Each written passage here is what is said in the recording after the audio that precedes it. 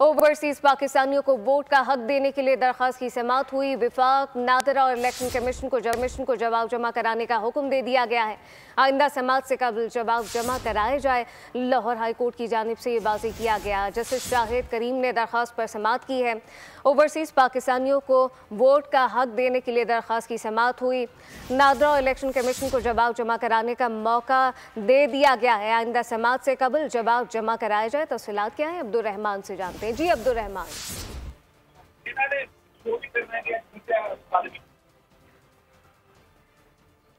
Abdurrahman, आप सुन सकते हैं? जस्टिस शाहिद करीम ने ओवरसीज पाकिस्तानियों को वोट का हक देने के लिए दायर दरख्वास्त की समाअत करते हुए वफाकी हुकूमत, नादरा और इलेक्शन कमीशन को जवाब जमा कराने का एक और मौका दे दिया है। अदालत ने नमाज देते हुए कहा है कि आइंदा समाअत से कबल जवाब हर सूरत अदालत के रूप में जमा कराया जाए।